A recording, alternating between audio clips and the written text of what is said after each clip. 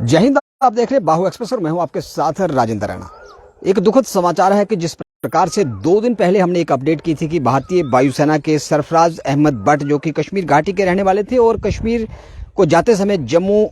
श्रीनगर राष्ट्रीय राजमार्ग पे उनकी कार जो थी हादसे का शिकार हुई। 300 फुट गहरी खाई में जाकर उनकी कार गिरी थी और उस हादसे के दौरान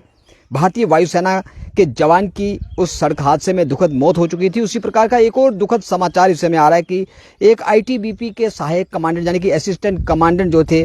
जो लेह लद्दाख में भारतीय चीन वायु जो भारत और चीन एलएसी पे तैनात आईटीबीपी के असिस्टेंट कमांडेंट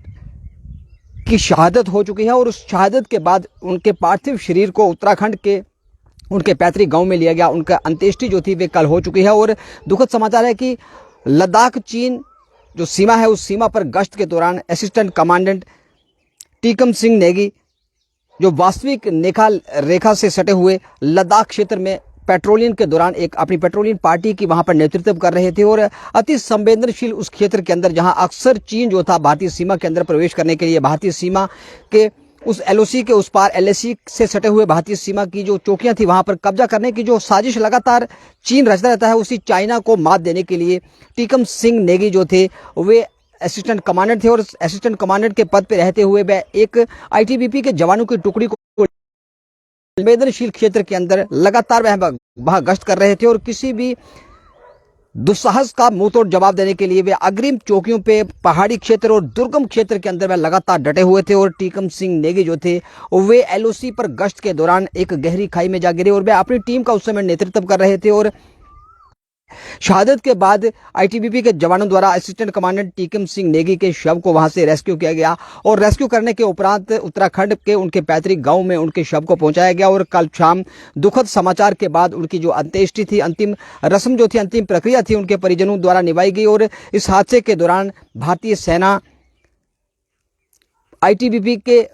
असिस्टेंट कमांडेंट स्तर के एक अधिकारी की हमने भारतीय मां भारती ने एक अपना लाल खो दिया और इस हादसे के दौरान उनकी शहादत को देश नम आंखों से श्रद्धांजलि दे रहा है। और पूरे जवान जो थे आईटीबीपी के जो जवान थे उन जवानों ने नम आंखों से उस अपने अधिकारी को भावभीनी श्रद्धांजलि दी और अधिकारी को श्रद्धांजलि देने के उपरांत उनके शव को पूरे रस्मों रिवाज के साथ उनके पैतृक गाँव के लिए मंसूरी के लिए रवाना किया। और रवाना करने के दौरान वे आईटीबीपी के जवान जो थे उनकी आंखों में आंसू थे और उनका एक ही कहना था कि एक बहादुर और एलएसी पर किसी भी प्रकार के दुस्साहस से निपटने के लिए लगातार 24 घंटे तत्पर रहने वाले एक बहादुर अधिकारी को हमने खोया और उसके नेतृत्व में जो आईटीबीपी के जवान थे लगातार रात दिन वहां पर मुस्तैदी से तैनात थे और दुश्मन के किसी भी नापाक वहां पे इरादे को नेस्तनाबूद करने के लिए जवान जो थे उस अधिकारी के नेतृत्व में इशारे पे लगातार वहां पे कार्य कर रहे थे। और चीन के किसी भी दुस्साहस से निपटने के लिए असिस्टेंट कमांडेंट जो थे टीकम सिंह नेगी वे लगभग काफी समय से वहां पे सक्रिय थे और दुश्मन की किसी भी साजिश को तोड़ने के लिए, किसी भी साजिश को, किसी भी रचे हुए चक्रव्यूह को वह लगातार भेदते जा रहे थे और दुश्मन के लिए वे लगातार एक मील का पत्थर साबित हो रहे थे। वहीं टीकम सिंह नेगी की अंत्येष्टि जो थी उनके गांव में कर दी गई है और अधिकारी जो थे 2013 में वे आईटीबीपी के अंदर वे शामिल हुए और उन्होंने प्रशिक्षण के दौरान भी सर्वश्रेष्ठ प्रदर्शन वहां पे किया। और जितने भी जो उनके अधिकारी थे, उच्चतर अधिकारी थे, उनकी बहादुरी, उनके इस अदम्य साहस और उनके वीरता और उनके शौर्य और अदम्य साहस को दिखाते हुए उन्होंने जो शहादत दी है उस शहादत को पूरा देश नम आंखों से इस समय